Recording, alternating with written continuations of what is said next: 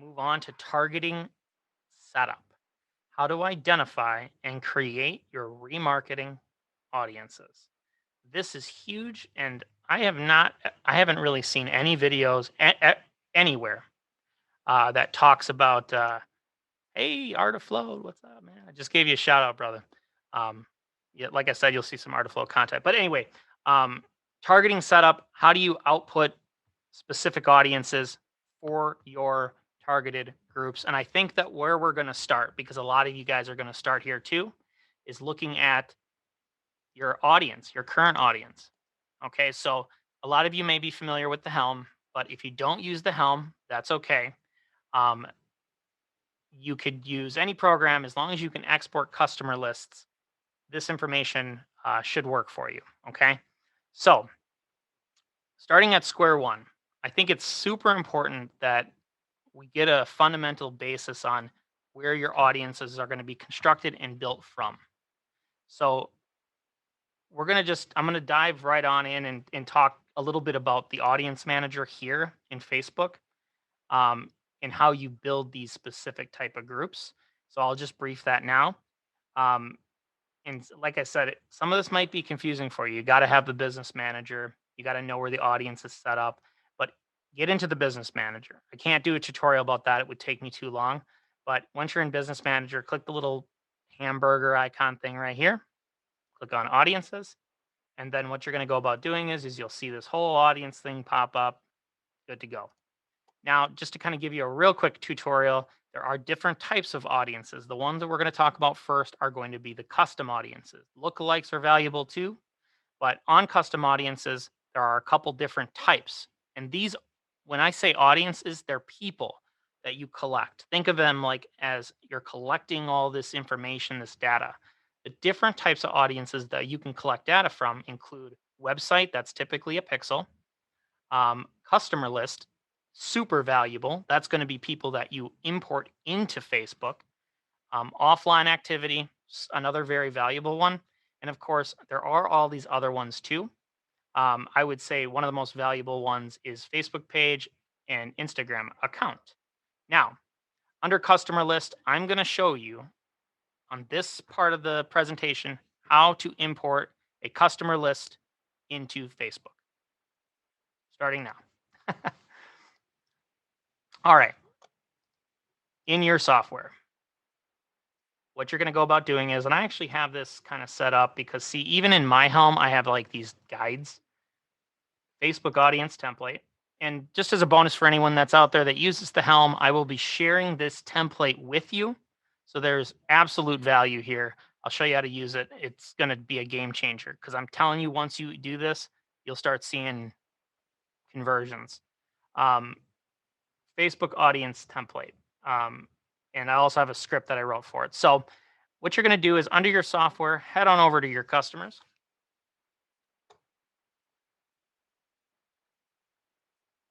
Now, this is going to be a huge entire list of people that have entered any information into your system. Of course, you could segment different groups based on how many visits they had. I do this often where I'll do an auto discount, people that have the auto discount because I set it up on their first visit and I export it that way.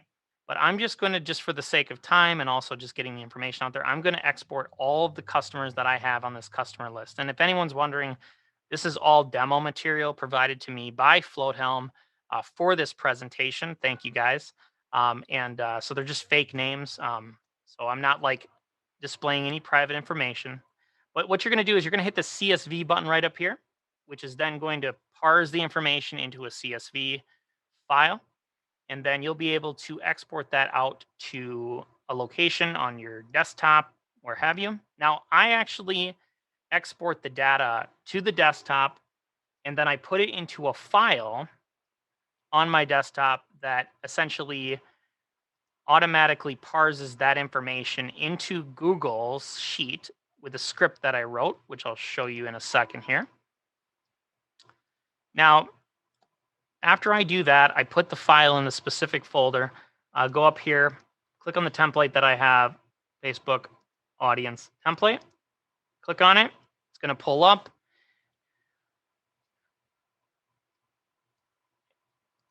And then what it will actually go about doing is it will parse the data that has been automatically found in this script right here, import CSV, and that'll be included. This is kind of after material. I'll teach everyone how to get that set up in a moment. But once you get the data parsed, you see I have this customer file, all customers, file, download, export CSV.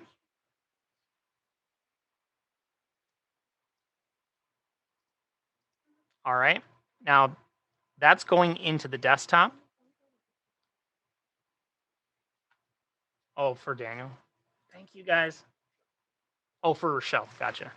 Um, okay. And so now what we're going to go about doing is now that we've exported that information, we're going to head right back over to the create audiences section, go up to custom audience, customer file. And it's going to, again, this might seem quick, but we're going to talk about this a little bit. So just let me slow down because I'm moving too quick. This is back at the business manager audiences. Create audience, custom audience, customer file. Next. This is going to be something valuable that you can use in the future. Lifetime value can be extremely valuable if you're trying to build audiences. You can totally use this function, but for now, I'm just not going to because I just want to import a raw customer file. And if you're wondering what an LVT or lifetime value is, it's basically taking that number of how much someone purchased and parsing that into the audience section of Facebook. Now you want to name this. I just name it Facebook demo, blah, blah, blah. I'll always date things. Click next. Now you're going to see here that I've everything automatically mapped. That's because I wrote the CSV to automatically map everything. And there are some things that definitely need. The one thing that I'm missing is the value. Of course, because I didn't do a lifetime value, it's not going to upload, but this is where that LVT comes in. Click create an upload. Bam. It's going to create your audience. Your audience is almost ready. Click done. Here's your demo audience. Okay. I know this is confusing, but if you watch it again, follow along, it'll be a game changer for you because what I'm about to show you now will revolutionize how you do advertising. We can use this audience for advertising on Facebook now. It's going to be small, but we can use it. However, there is something even better. Let me just add 2 people quick. Okay. There is something even better that we can do, and that is to create a lookalike. Now, just to kind of give you an idea of what a lookalike is, it takes something of value. It takes something that you've already had or actions. It could be stuff that you don't actually have data sets on, but Facebook has collected. And it creates an audience that looks like that group based on a specific percentage. We don't exactly know how it works behind the scenes. It probably just has all these different algorithms that come together to put all this information into one ad set or audience, and it kind of throws it in there. But we want to create a lookalike of that demo. Why do we want to create a lookalike of the demo? Because those are actual people that we uploaded into Facebook. And the lookalike's not going to include those people, but it's going to scale the potential audience size to much, much, much, much higher than what your measly, well, in my case, it was 500 people. I always recommend you create an audience of 1 to 3, but you can do any amount audience you want. This is coming directly from Facebook. I have Facebook calls every week with an account strategist and my account manager. I manage more than just Floatlight's Facebook pages and stuff like that. So I have luckily had access to this, but this is what they're telling me. So do that number, audience size. This is where people get confused. When you look up the audience location, you're like, why can't I find Appleton, or why can't I find Texas, or why can't I find this or that? That's because when you create lookalikes, you're not actually creating a lookalike based on a specific geographic location zoned in. It's more like a huge region. So instead, United States. Now, if you're in the UK, select UK. But you don't need to target anymore because, see, what we're actually doing here is we're just creating an audience with 6.9 million people that Facebook has reduced from its entire platform. Look at your customer file that you just added, created a lookalike of 1 to 3% at 6.9 million people, create the audience, and you'll be able to select a specific region after that when you create the ad set, you see. So now that we've had that 1 to 3% lookalike demo, again, just as a sake of time here, I usually am like super disciplined with how I label these things. Like for instance, I create lifetime value of customer floatlight file or a 1 to 3% of floatlight pixel booking event, or what have you. So I'm like adding dates at the end so I know when I created it and all that kind of jazz. So now that we have the lookalike US 1 to 3% demo Facebook audience template of all customers of this ad set that we created, see how this one's called a custom audience. This is a lookalike. Now, what we can do is we can actually take that data into Facebook ads. And just so that I don't get completely lost here, funnel setup. I think that would make up the funnel setup. So let's stick to targeting setup just a little bit more. Now, there are other ways of getting data. I showed one, and that's going to be exporting customer data. Another one is to actually build your pixel, and that's going to be under Events Manager. Okay. So the way that you go about doing that under Business Tools, Events Manager. Now, if you have Helmbot, everyone is in waiting room. Okay, I just added another person. I feel like a lot of people are missing the information. So if anyone has just joined late, I have no problem redistributing this information back to you. Just please let me know. No problem at all. That's what I'm here for. Now, there's a huge elephant in the room I have to mention with data sources and Facebook Pixel. And that is going to be the new aggravated event measurements that have been imposed upon Facebook by Apple. It is a complicated thing, but in other words, now we're limited to 8 events, and the way that we receive information is going to be a little different. Our conversion events and our ROAS is going to be a little bit skewed, but I am convinced it's not going to change too much other than setup. And I'm working directly with the developer over at Helmbot, making sure that this is going to happen before major changes start to affect our ability to advertise. So at this time, looking at it just from the baseline, the and everything I just said, if it all sounded like foreign language to you, it's just that I wanted to say it just in case anyone's out there that's like, well, John, you're showing us stuff from a past version of the Pixel. It's going to be changing soon. Yes. But for the most part, what I'm about to explain to you is generally true and will apply when the aggregated event measurements start taking effect.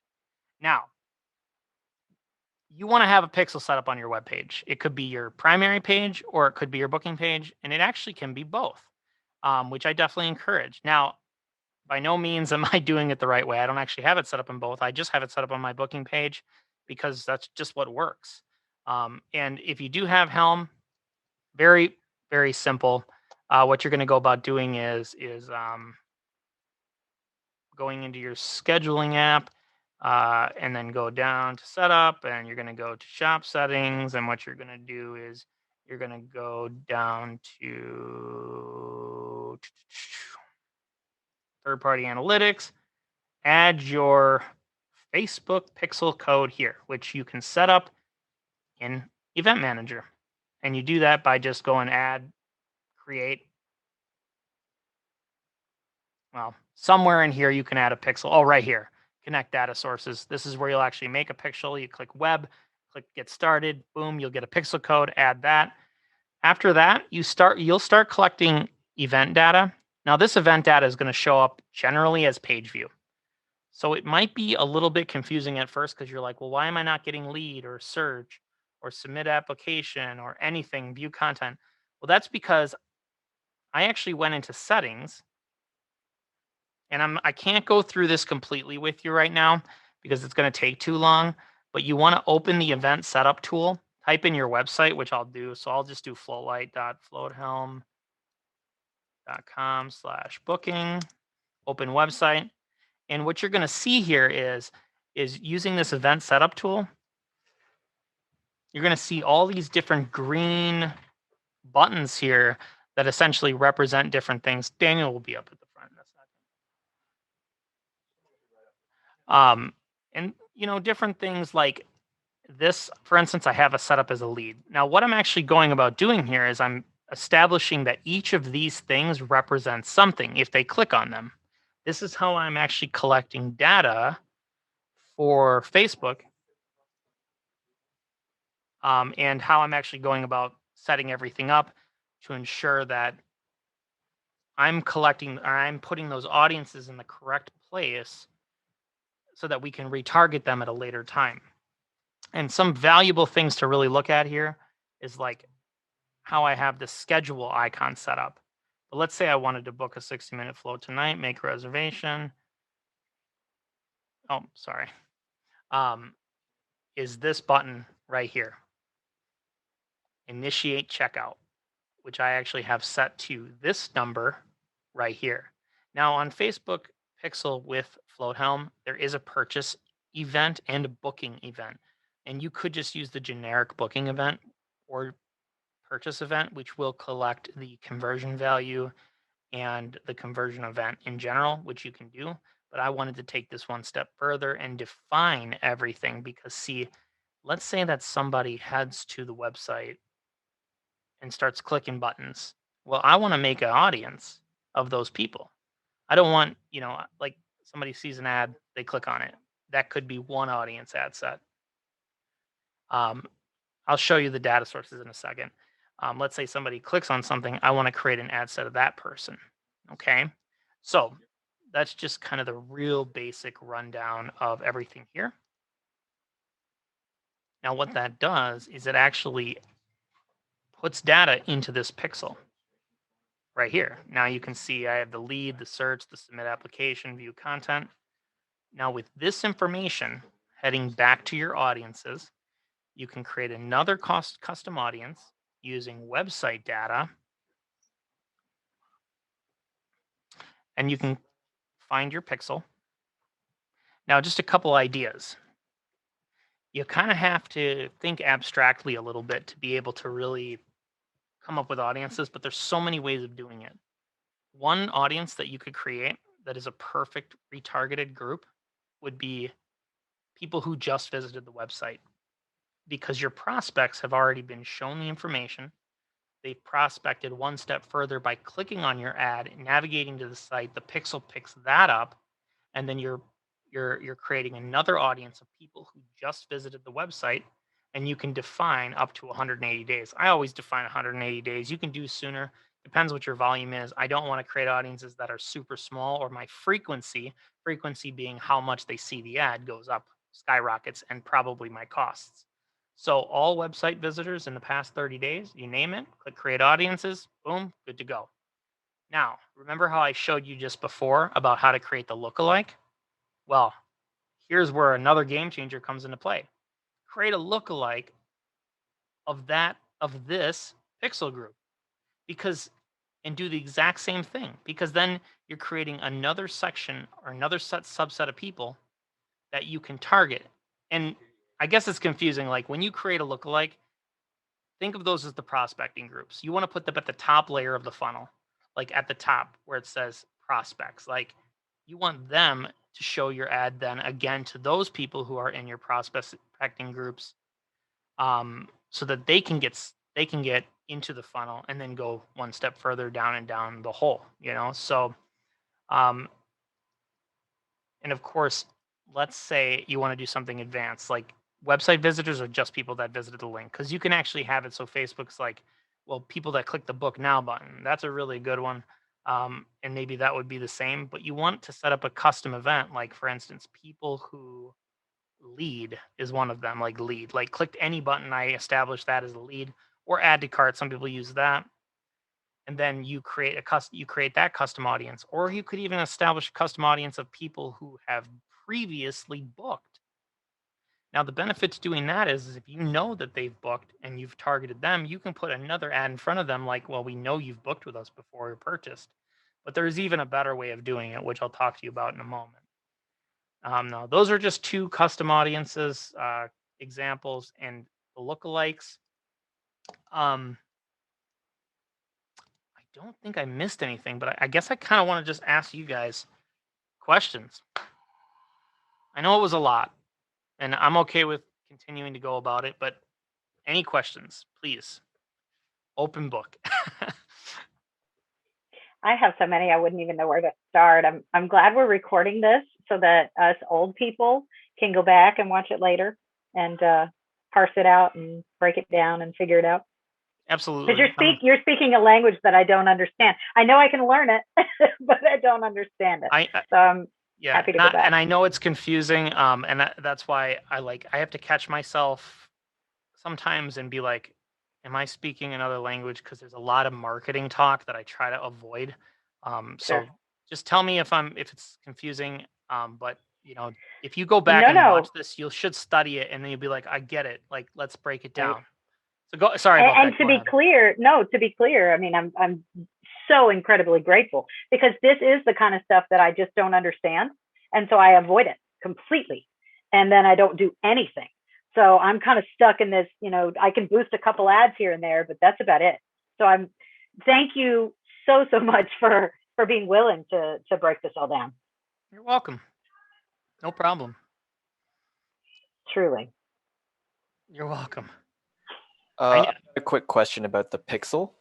Yeah. So I'll try to keep this as again, with easy language as possible for everyone. Mm-hmm. So I think for everyone, it's pretty simple enough to just copy and paste your Facebook pixel into Helm to just get it started. That being said, Yep. I've never actually went into the event setup tool and customize those things because I figured that the developers for Float Helm would have already known oh, when someone buys something, that's a purchase. When someone books something, that's a booking. But it seems like you were saying maybe it's better if we customize it to be different, like have everything be, or not everything, but more things be a lead as opposed to having them all broken down into different sections. Does that kind of make sense? Yeah, and I totally agree. And I like I said, I speak to the developer at the helm, and we talk about things and figure it out. I think it would be a complicated thing for them to say, well, let's establish all these different events for Facebook, and then Facebook makes a change or anything. They have some very basic things. The problem with only using the pixel events that the helm has previously set up is that you're only getting certain key events that require quite a big commitment. For instance, that would be the purchase event requires a credit card. Somebody's got to buy something. The booking event generally requires a credit card held on file, but actually makes a conversion. Then what's happening is you have an audience that is really only limited to website visitors, and you don't have any way of knowing how long, for instance, somebody spent on the page or what buttons they clicked on. Like, for instance, let's say you wanted to create um, a specific audience of people that only navigated to the gift card section of your online store. Um, See, Helm and other platforms don't set this up for you. They're not going to say, "Oh, this is a custom event where the person went to the gift card section." As a advertiser, you have to set that up yourself because there's not enough events, especially with the new aggravated event tool now that they're establishing. There's not enough events to be able to say, "Here's how you can segment those people out." And I've created some very, very successful campaigns by segmenting people who visited just the gift card section of my store and added a gift card to cart, but didn't follow through with that purchase. And just so you guys know, like the Helm, and I'm almost guaranteed that other softwares just don't automatically do the add to cart function because you have so many different products and services. You don't want everything to be an add to cart situation. You want to be able to customize it. because this allows you more creativity as far as like how you're going to segment people and what ads and things you're putting in front of them. So I hope that answers the question. I kind Yeah, of, just to kind of make it simple for everyone, I guess what I'm asking is like, okay, assuming I just figured out what the pixel is, I just copied and pasted it into Helm. Uh, Default settings as is that yeah, already pretty good, yeah. or I are would there some things I should change right away? I would say just putting the pixel in like immediately, you're going to get website visitors, and that's going to be a game changer. If anything, you don't have to do anything I talked about. Just create an audience of website visitors and then create a lookalike, and that's going to help significantly. Okay. So for sure. Yeah, so assuming you have that pixel in, Yes. is there one thing you would change in terms of the events from like what it's set to as default? Or would you just leave it? With the Helm, I feel like they do a pretty good job in particular. Like, I mean, obviously a booking event is a booking event. A purchase event Right. is a purchase event. If you know, if you're just segmenting people out who make purchases, you can create a custom audience of people who made purchases, and that's going to be super valuable. Think of that audience as like a super valuable audience, because then you could create a lookalike of that purchase audience, and those are people that are more likely to buy your product, more likely to make that conversion event in the future. So without a doubt, those are going to be the people that, so I think that in general, as long as you just straight up copy paste the pixel in, you're going to be good. But yes, you still need to know how to use the pixel. Even though you have a pixel in there, it's not going to help you. You still got to be able to use it and know how to set it up in the campaign level, the ad set level, which we're going to talk about in a second. But it sounds. Are you from the Helm by chance? Just curious. No. I own a Okay. float center. I know that some of the guys from the Helm are going to be here, and maybe the developers, maybe like some of those folks, and I just didn't know. Not that it matters, because I think maybe it sounded like you had some feedback or whatnot. Yeah, it's just like sometimes if I've tried to make an audience or run an ad campaign of some sort and target, let's say, leads, for example, sometimes or website visitors, whatever the audience is, sometimes it's just too small that Facebook doesn't even want to give me a number of like how many people it's going to target. And I feel like it's kind of inefficient to market like that. Whereas, let's say there's a way to game the system, and I'm going to make a bunch of events, all leads now. And then now my lead audience is going to be a lot bigger, and having one big audience as opposed to having a bunch of different small ones. Like, oh, there's a few booking ones, there's a few lead ones, there's a few. Do you kind of see what I'm saying? Yes. So I have a kind of an interesting strategy to improve the audience size, but it's really not beneficial, because you don't want to put something in front of somebody if the creative and the copy is customized for that specific person. Um, you don't want to put it in front of just some arbitrarily large audience. What you should do is reduce the campaign spend and your frequency. If you're familiar with frequency, or the amount of times the ad shows up in front of someone, is going to get up there. It's going to get up to like 10 to 15 times, which is sounds really bad. Like you're like, oh my God, I don't want somebody to see my ad that much, but it's okay. I mean, you'll see my ROAS in a second. It's okay. It's sometimes that's just the way it has to work.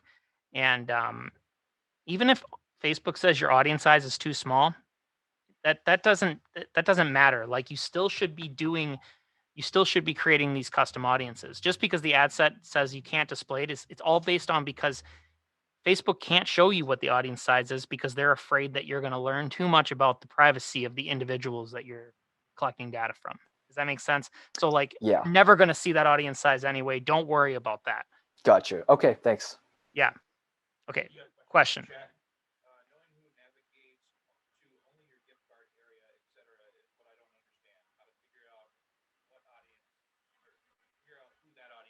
Oh, gotcha. I can show you real quick on how to do it. So the question is how do you just know who navigates just to gift cards? Okay. Um, I, I've actually set up a couple of these types of situations. They're called custom conversions. Okay. This is going to be a little confusing, but I'm going to do the best I can to explain it to you. After you get your pixel set up, you can create custom conversions by creating a custom conversion. It's a little star button right here. And let's say you want to know just who purchased a gift card. What you're going to do is you'll click on the create custom conversion. You'll name it, blah, blah, blah, Facebook pixel. What's the conversion event? Well, if you're looking for people who, and again, just going off of what I believe it was, is it Geoff who I spoke to, Jeff, from before? Jeannie. Well, you'd have to create the custom events using that tool, but let's just say you're only going based off purchase. You could set up a custom event, a conversion event with a purchase, and then what you need to do is you need to define the URL. And the way that you go about doing that is, like you'll see right here, the URL contains your entire URL /store/gift cards. So then it's only going to pick up conversions and define that custom conversion based on purchase events from that location. And then your audience will be built, because as you can see here, I have a purchase event that contains the URL http://floatlight.floathome.com/store/gift cards. And then boom, you get a count who's going onto the website, picking up gift cards at any random given time. And then it's collecting that and it's putting those people into, well, then you can establish another audience based on those particular people. Does that answer your question, Jeannie? I hope. Doing my best. I hope that I'm not going too fast for everybody. Jonathan, can you hear me okay? Yeah, can you tell me who's speaking? Because I don't always know. It's Jeannie. Okay. Yeah, thank you for responding to my question. Yes, it's very helpful, particularly for to find out people who maybe have purchased a gift card over the holidays and gave it to somebody, and maybe that person hasn't used it, or we want to recircle around, to the person that actually made the purchase. So yes, thank you. It's very helpful. You're welcome. Okay. If we don't have any other questions on this part, and again, there's so much, I would be here for hours if I was explaining it. I'm giving you the basic stuff so that after this presentation is done, we can reconvene and I can elaborate on other things in the future if anyone has any questions.